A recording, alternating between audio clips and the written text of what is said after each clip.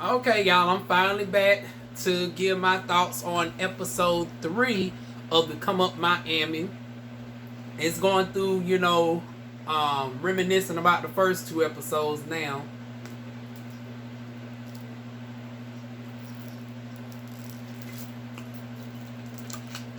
Had to replenish myself, honey. Felt myself drained darn on going over chasing Atlanta. I tried my best to give the commentary on that, but the energy don't hit quite the same. Not quite the same. Honey, but I'm glad to be reviewing this one. This one gets my spirits up a little bit more, honey.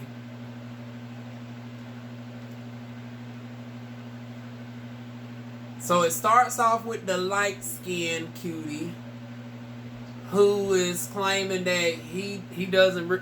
Okay, Jamarcus, honey. See, I'm glad that their stuff come up in a more timely manner. I was guessing everybody else's name on Chasing Atlanta, and then they font is very small. I'm glad, over on the Come Up Miami, they got the big bold print, honey, so I can see it clear as day. So, Jamarcus, honey, who actually is a legitimate singer, unlike the last Marcus we done just talked about over on the Atlanta franchise. But anyways, this one is, doubting his own, skill set and his beauty. And he actually got the beauty and actually got the music. The other one we talked about got the beauty, but that music. Almost about like that doggone personality, honey. That he claimed that he's fully, but really. But moving on. Now we got Bam Bam in, what's his name? Light brown skin, platinum blonde hair. They reminiscing about what happened at the at Jamal's party.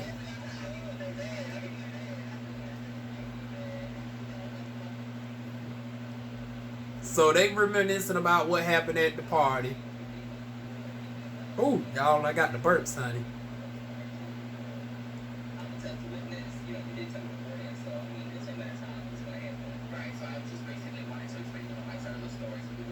I think I'm good as far as audio. I think as long as I'm not showing video, I don't necessarily have to worry about copyright. Because I've seen other folks like Tito, they be having the darn on audio going for a good minute. And, so I'm assuming that they don't catch us for copyright as far as just audio. It's like as long as we don't show the actual television show, we should be good.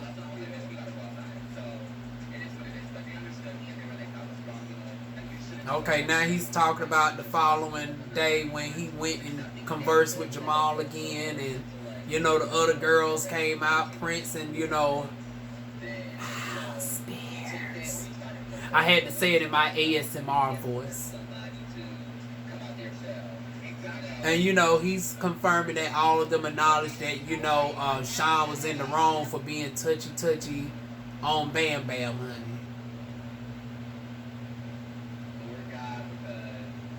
Okay, so the light brown dude is Jover.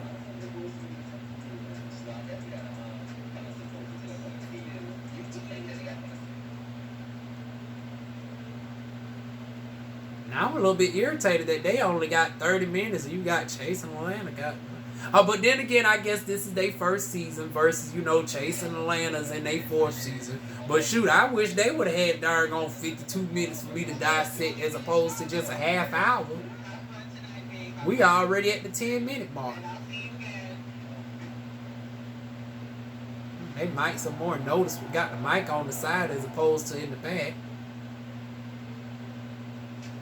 And that's probably why when they get yelling, they darn on audio picks up so loud. It's probably because those mics are on their side and they're supposed to be in the back. So hopefully they learn that with time.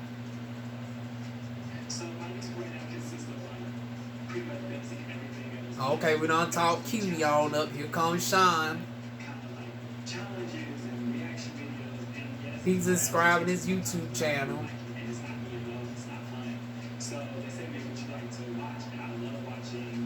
He said he's been doing it consistently for a year, but on and off about 3 years.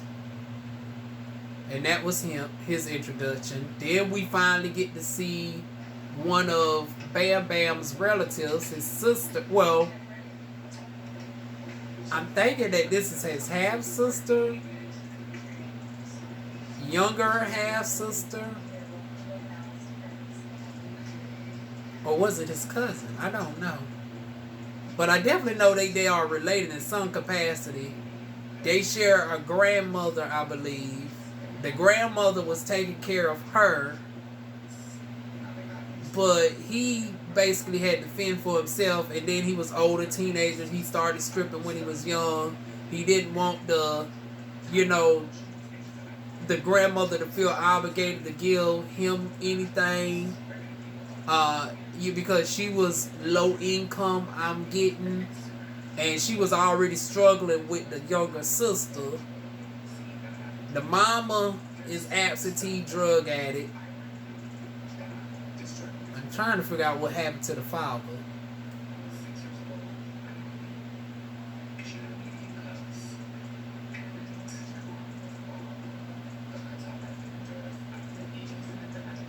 Oh. She was caught up in the Honduran darn on drug cartel. Okay, so his mother is Honduran and the father is Puerto Rican.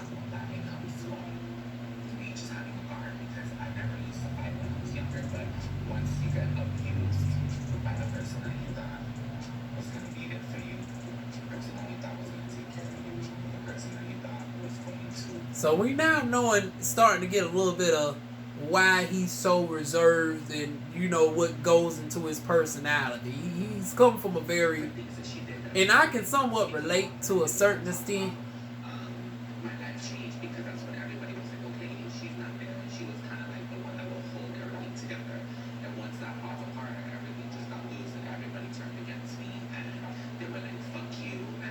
Huh?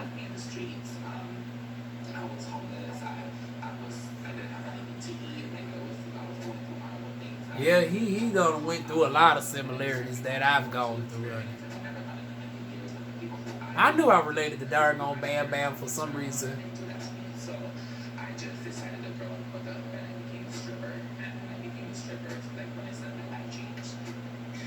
I thought about stripping for a moment, but see, I'm way too introverted. So even though I thought about it and I taught myself belly dancing and all of that, because I said I wanted to be one of the strippers that was more unique. And then, I was thick back then, but I wasn't, luscious thick. In Carolina, you got to be real thick, honey. I was what you would call slim thick. So, yeah, I wasn't BBL, so I had to be one of the thinner girls that knew more of the tricks, and I didn't have the upper body strength for that pole, nor what's it called, the testosterone. Like my body couldn't do that, honey. I'm a Capricorn. I do my tricks on the ground, honey. I give you old wind down number and flips and turns up on the ground. That pole, wasn't for me. And then I said, well, honey, I'm more of the girl that needs to do the directing and stuff behind the scenes anyways. Because I always recognize the value of where the coin goes further. I was like, well, why am I about to darn on, be having to pay the bar person this, and then pay the club, and then pay the security this, and and then on top of your taxes. I said, shoot. And then I'm like, my hours are limited to what I can do, and then it might be a slow night, or I can darn gonna work behind the scenes and darn gonna get paid off everybody else. So even in the darn going adult lifestyle, I thought about it from an entrepreneur mindset. I thought about working behind the scenes as a director for films. Did not quite work out that way, honey. But that would have been my avenue, honey. DivaWuan at one point in time was considered doing the adult entertainment route from film producer and prep girl. So I would have made my money that way. But Bam had a little bit more courage and decided to be more on Front Street and darn gonna shake the goodies, honey. Like I said, if he ever come to Carolina, if I ever come down to Florida, and it's probably going to take me to come down to Florida, honey, I want him to teach me some of them twerk numbers, honey. DivaWuan can't twerk like that. I want Bam Bam to teach me how to darn gonna twerk, baby.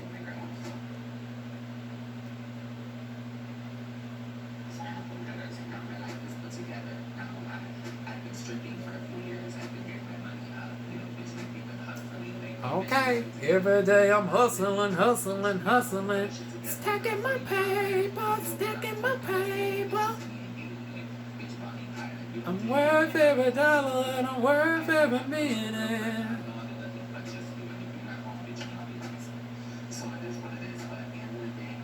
Yeah, honey, it is what it is, honey. But you persevering, honey.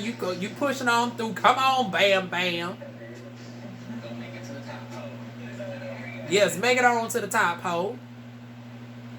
And then that's Bam Bam. Next we get introduced again to Jamal, Prince, and Spears. They're all sitting down talking.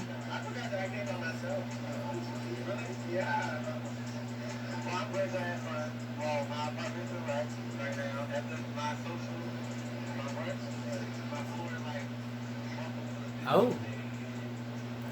So he's talking about after the child.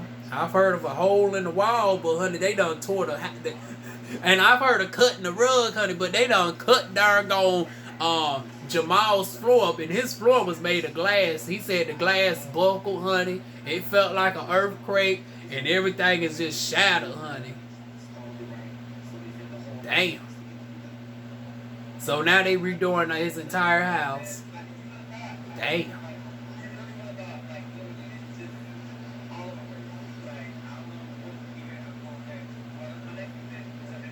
I can't imagine, honey, because my cheap behind, I ain't never been in no decent enough apartment where it was a glass like floor, honey.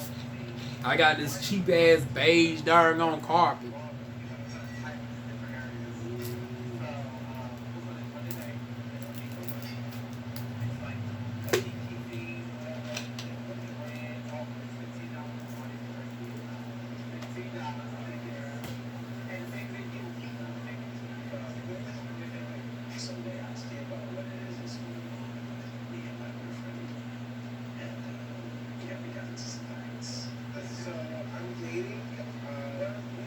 So it appears that Prince's boyfriend had relations with the friend, and we find out the friend supposed to be straight once again trade, honey.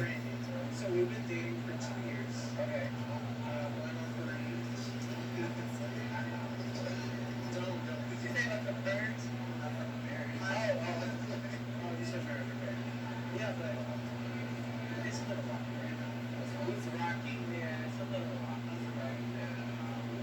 I wonder how old he is. He looks he looks 19 or 20.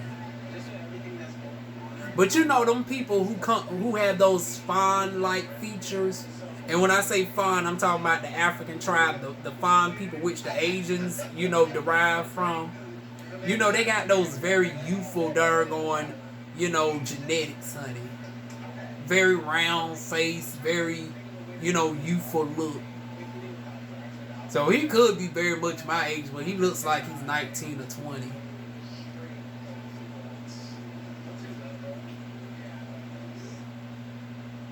But honey, the boyfriend cheated on him with the so-called straight friend. So then comes Javar into the scene.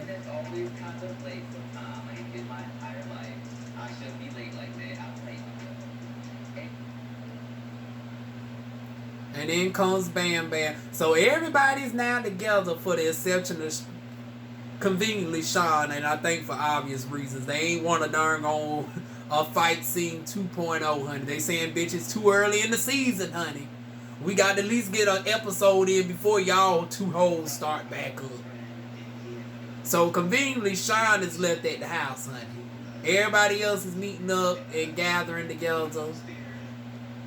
And they doing it. If I never darn going cheated with somebody's man, never had sex on the beach. All these random questions.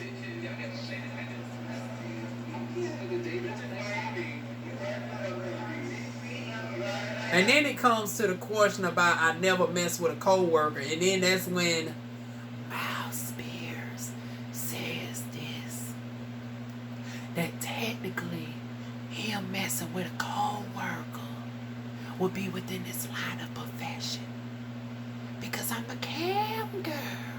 You know that once again that's my ASMR. So I guess Jamal threw some darn on a subtle read because, honey, I didn't even catch it at first, honey. But, honey, the ghost whisperer caught it, honey. You can't darn on read on the low to somebody who's a professional ASMR. Honey, he darn gone gives more whisper teas than darn gone Janet Jackson. You know he was going to darn gone catch the darn gone subtle weed, honey.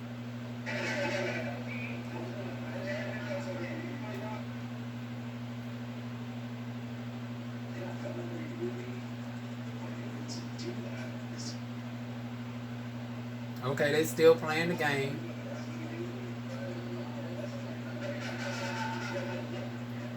Once again, I hope they get those mic qualities together as the seasons go on.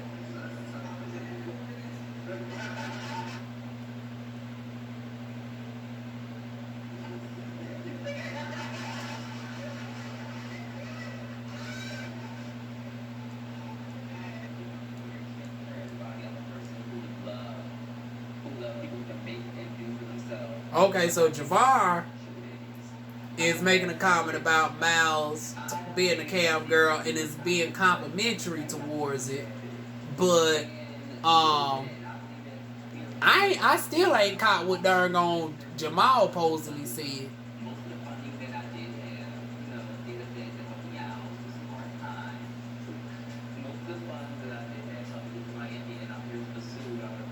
What I'm trying to say is, if I was to have a coworker, you would be her filter. So,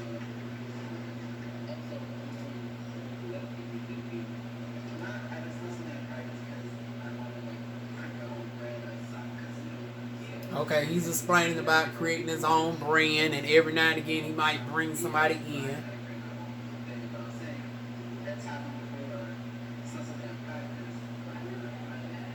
If it happens, it happens. Well, girl, it's sometimes it's just one of those things. Just one of them things. Just one of them things.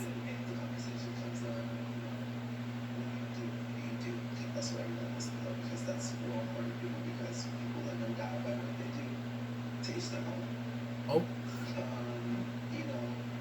Of course, I too can be a webcam model.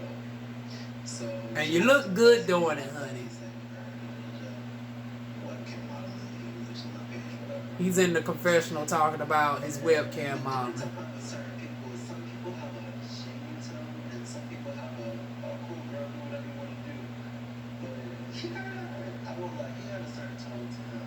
But I feel like I just extinguished it. I'm like, this is what I do, I'm proud of it. Like, there's nothing. So obviously, we only getting a certain part of this because I didn't see it within this clip. But once again, we got to factor in that we only seeing a half hour, and this segment right here we only seeing like 10 minutes of what was probably well over an hour. So they done cut down his part where he was really throwing his darn on critiques a little bit more, Jamal. Just like on episode 1, we never seen when darn going Sean actually, mushed Bam's face, but we know it happened. So yeah, why is they darn gone not catching all the vital stuff? Like, come on, darn gone come up Miami. I know you got to condense certain shit, but when it comes to like the actual shade and stuff like this, honey, this the stuff you need to leave in. So, honey, y'all need to get the editing department together as well. Like, this is unacceptable.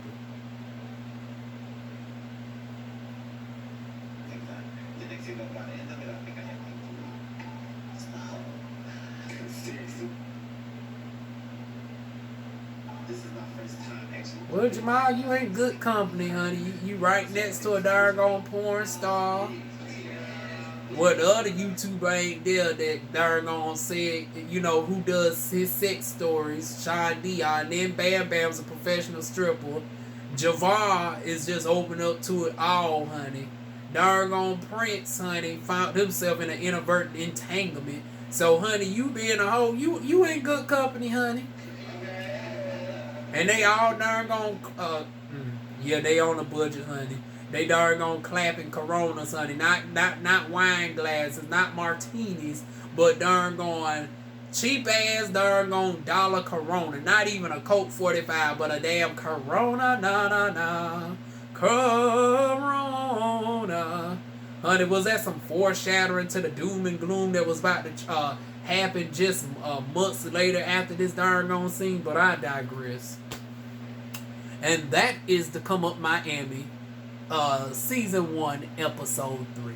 Like I said, I wish it was the reverse, where that I could have broke down 52 minutes versus a half hour of theirs. But that's episode 3. I will be back with episodes 4 and 5 next week. Y'all leave y'all thoughts down below. Feel free to like and subscribe, and I will see y'all soon. Mwah.